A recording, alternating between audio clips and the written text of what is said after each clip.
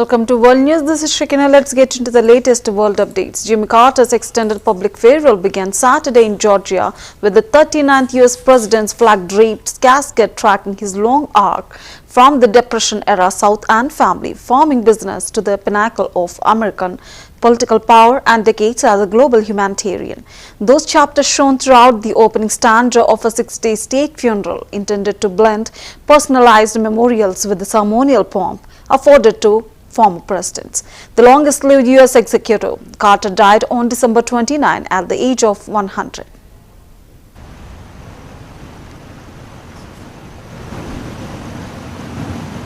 Present! Present!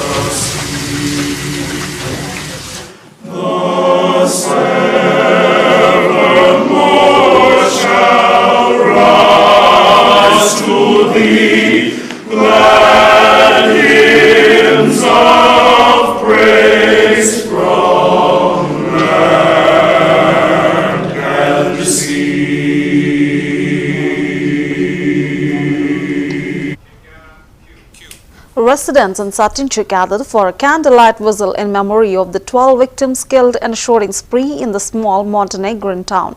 A commemoration ceremony was held in the small Montenegrin town of Satinchi on Saturday for the 12 victims of a New Year's Day shooting.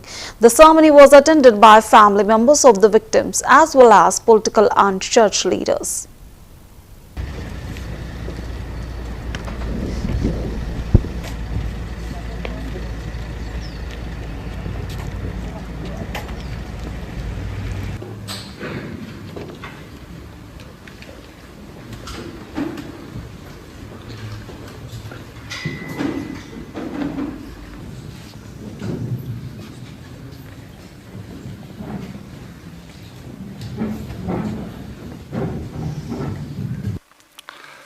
Svaka riječ koju bismo danas mogli izgovoriti djeluje suviše slaba i nemoćna da bi ublažila patnju onih koji su izgubili svoje najdraže.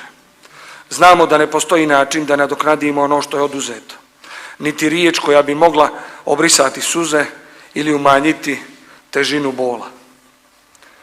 U ovom trenutku jedino što možemo je da porodicama nastradalih uputimo svoje najiskrenije saučešće, da im pružimo ruku podrške i da ih uvjerimo da nisu sami u svom bolu. Jer ovo nije samo gubitak za njihove porodice, ovo je gubitak za sve nas.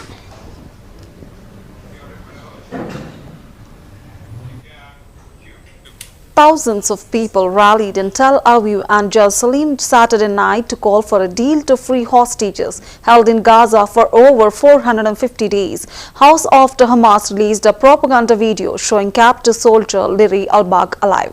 At least 5 people were arrested in Tel Aviv as anti-government protests focused on pressing Prime Minister Benjamin Netanyahu's administration to reach a hostage deal turned restless, ending weeks of relative calm between demonstrators and police.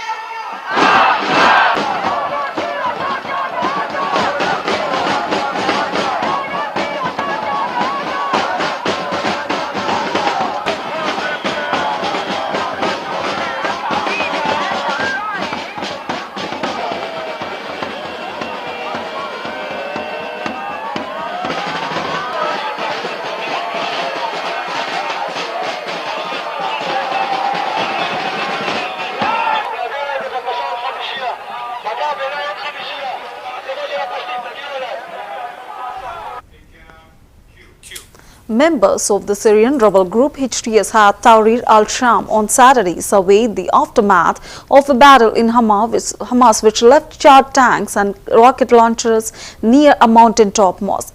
Two destroyed tanks in front of a mosque in Azaz, Syria. From March 6 to July 23, a battle between Free Syrian Army and the Syrian government was fought for control over the city of Azaz, north of Aleppo, during the Syrian Civil War 21, August 2012.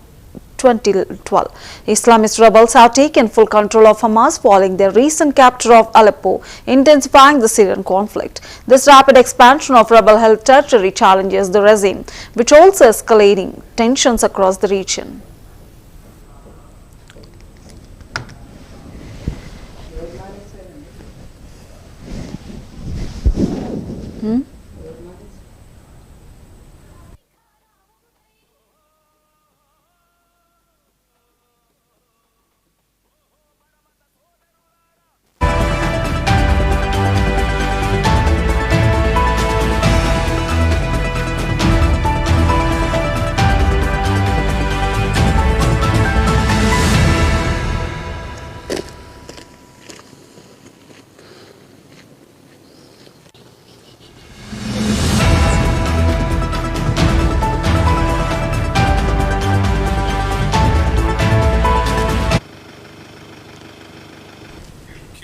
Thousands of colorfully costumed minstrels and musicians parade through Cape Town in an exuberant century-old carnival, rooted the South African city's history of slavery.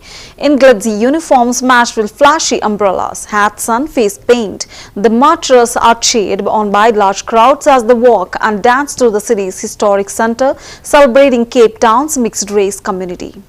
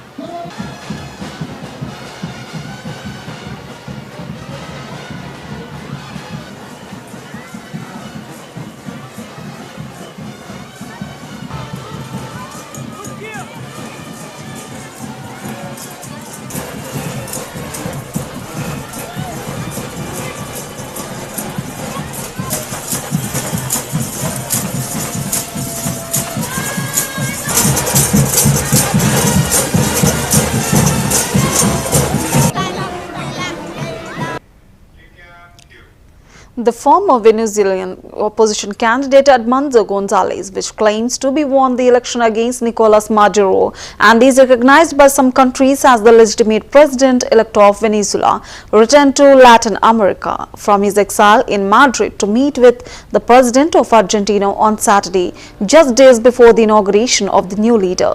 Gonzalez appeared publicly in Buenos Aires on Saturday in front of hundreds of supporters following a meeting at the Casa Rosada with Argentine President Javier Milei, his ally, and this marks the beginning of what he called a Latin American tour.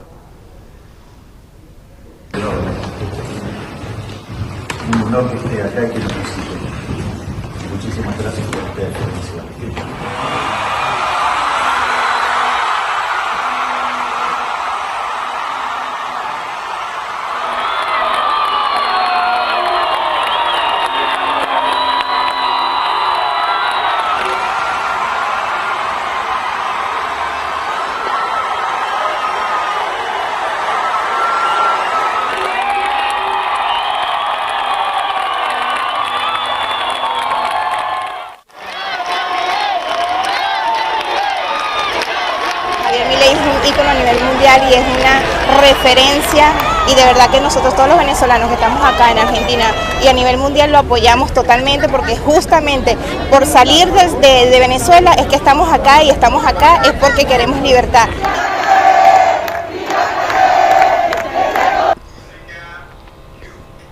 Well, coming to Middle East, Israeli military strikes in the Gaza Strip have killed at least 70 people over the last day, Palestinian medics said, as mediators launched a new ceasefire push to end the 15-month-old war. At least 17 of those who died were killed in 8 strikes on 2 houses in Gaza City, the first of which destroyed the home of the Al-Ghawla family in the early hours, medics and residents said. At about 2 a.m., we were woken up by the sound of a huge explosion, said Ahmad Ayan, a neighbor, adding that 14 or 15 people had been staying in the house. Most of them are women and children. They are all civilians. There is no one there who shot missiles or is from the resistance. Ayan told media that the people surrounded the rubble for any survivors trapped under the debris, and medics said several children were among those killed. A few flames and trails of smoke still rose from burning furniture in the ruins house after the attack. There was no immediate comment from the Israeli military on the incident. For Palestinians in the Gaza Strip, the last 24 hours have been marked by death and destruction. Dozens in Gaza's Deir al-Balah waking up Saturday morning to survey the damage left behind by a barrage of Israeli missiles sent through the overnight hours. It's a scene that takes us back to the beginning of the First War, when Palestine was targeted without prior warning and without any distinction between civilians, adults, children, elders, and toddlers. Similar scenes playing out in Gaza City Saturday morning as well. Around 2 a.m. we were woken up by the sound of a huge explosion on the house of our neighbors. It was filled with people. Around 14 or 15 were staying there. Most of them were women and children. They are all civilians. According to Gaza's health ministry, at least 30 people were killed by Israeli strikes across the Gaza Strip on Saturday alone. The organization adds that in the previous 24 hours, an additional 59 people were killed by Israeli attacks as well. The surge in Israeli operations coming as Israel renews its claims that Hamas is using civilian infrastructure to shield its militants and weapons. On Saturday morning, troops released this footage depicting what they claim is a, quote, Hamas terror hub in northern Gaza. Officials say the area was being used as a hideout, containing anti-tank firing positions, booby traps, and numerous explosives. The location and date of the footage, however, has yet to be verified. Human rights catastrophe. And while troops continue their offensive in Gaza, Israeli leaders are busy defending their decision to ramp up attacks on the Strip's remaining hospitals. Precise operation by the IDF revealed the extent of Hamas's abuse of the facility. Over 240 terrorists were apprehended, including 15 who participated in the October 7th massacre. Earlier this week, the IDF raided the last functioning healthcare facility in northern Gaza, resulting in multiple deaths and hundreds of healthcare staff being taken into Israeli custody. The move is now being heavily questioned by the UN Commissioner for Human Rights. In most instances, Israel alleges that the hospitals were being improperly used for military purposes by Palestinian armed groups. Israel has not provided sufficient information to substantiate many of these claims, which are often vague and broad. In some cases, they appear to be contradicted by publicly available information. The High Commissioner has called for an independent investigation into all Israeli attacks on hospitals, healthcare infrastructure, and medical personnel. He's also launching a probe into Israel's claims that Hamas is misusing the facilities, which he says, if substantiated, would amount to war crimes. For City News, I'm Carling Donahue. In the East Room of the White House on a particularly free Saturday afternoon, President Joe Biden bestowed the Presidential Medal of Freedom to 19 of the most famous names in politics, sports, entertainment, civil rights, LGBTQ+ advocacy and science. Former Secretary of State Hillary Clinton aroused a standing ovation from the crowd as she received her medal. Clinton was accompanied to the event by her husband, former President Bill Clinton, daughter Chelsea Clinton, and grandchildren. Democratic philanthropist George Soros and actor-dictator Denzel Washington were also awarded the nation's highest civilian honor in White House ceremony.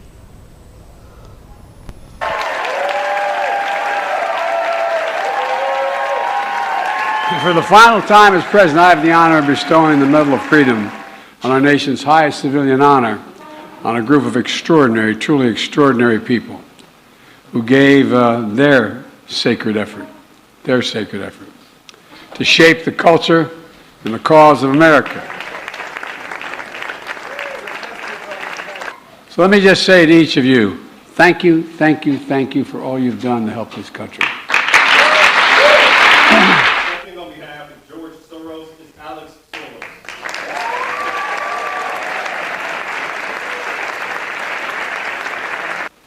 As cultural icons, defined statements, dignified statements, humanitarians, rock stars, sports stars, you feed the hungry, you give hope to those who are hurting.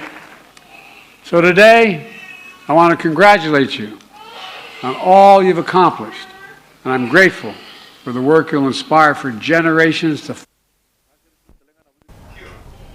Yes, President Joe Biden presented George Soros with the Presidential Medal of Freedom, the nation's highest civilian honor, acknowledging his significant philanthropic efforts and dedication to promoting democracy, human rights, and social justice globally.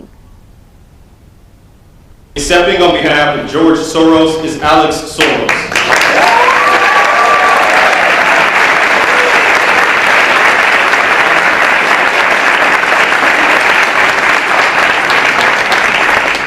The Presidential Medal of Freedom is awarded to George Soros. Born into a Jewish family in Hungary, George Soros escaped Nazi occupation to build a life of freedom for himself and countless others around the world. Educated in England, he settled in America as he became an investor and philanthropist, supporting key pillars of open societies: rights and justice, equity and equality, freedom now and in the future. His inspiring generosity reminds us all of our capacity and our obligation to stand up to the abuse of power and to be guardians of democracy and all people yearning to be free.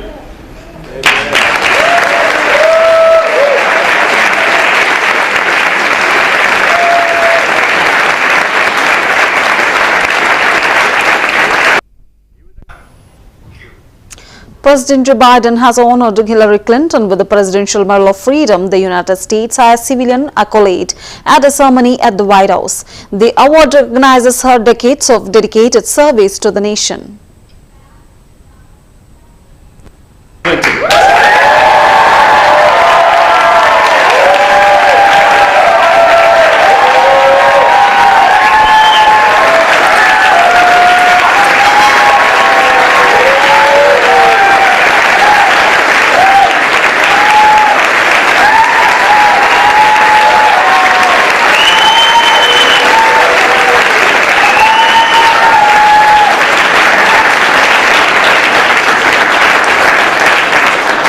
The Presidential Medal of Freedom is awarded to Hillary Rodham Clinton. Hillary Rodham Clinton is guided by the Methodist Creed, do all the good you can, in all the ways you can. As a lawyer, she defended the rights of children, As First Lady, she fought for universal health care and declared women's rights are human rights. As Senator, she helped New York rebuild after September 11, 2001. As Secretary of State, she championed democracy worldwide, and her nomination for president broke barriers and inspired generations. Through it all, her career has been dedicated to an eternal truth. America's ideals are sacred, and we must always defend and live by them.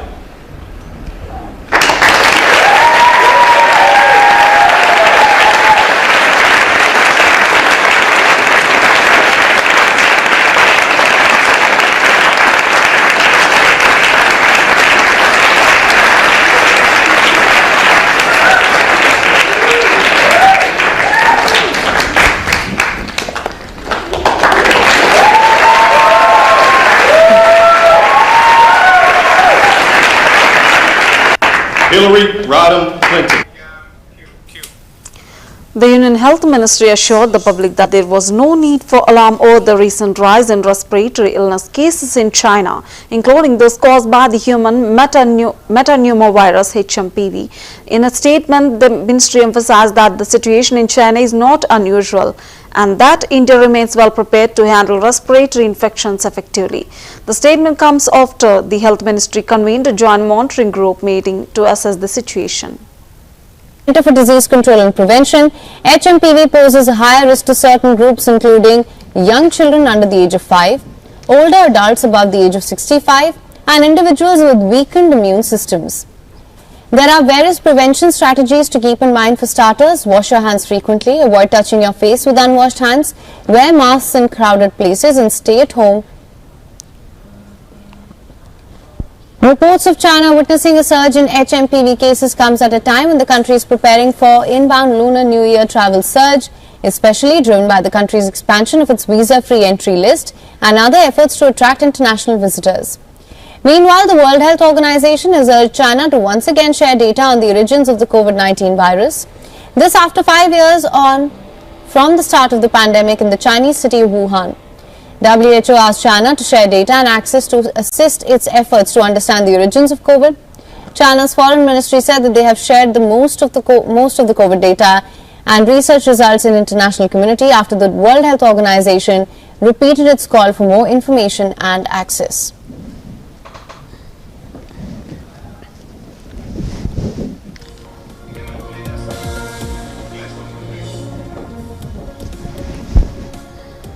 Center for Disease Control and Prevention, HMPV poses a higher risk to certain groups including young children under the age of 5, older adults above the age of 65 and individuals with weakened immune systems.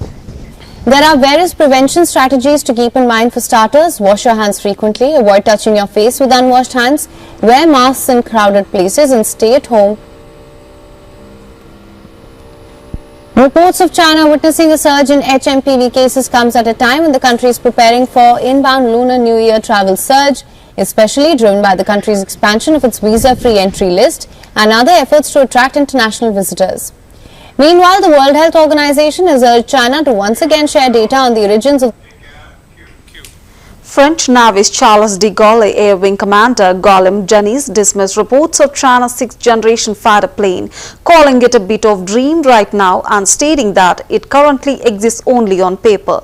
He emphasized that while the Rafale jet, a 4.5th generation aircraft, isn't stealthy, it has been specifically designed for multi-mission capabilities and can be upgraded every 2 years. He also praised the Rafale's Meteor 8-to-air missile as one of the best in the world. I think it's a bit of a dream right now. Right now it's only on the paper. Between flying one prototype and actually having a full fleet working with all the systems and not only an airframe, you know there's a big difference. And sometimes you see prototype but you never see the real aircraft. In India, yeah. From our northern borders. Yeah, I think it's a bit of a dream right now. But if you want to talk about the 5th generation aircraft and the Rafale, actually the generation of aircraft can be a bit subjective. The Rafale is a bit subjective topic. The Rafale is not stealthy, that's the point, but it has been built from the very scratch to be an omni-role fighter, to be able to do all the mission at the same time, which is one of the features of the 5th generation aircraft. And actually we are able to upgrade it like every 2 years.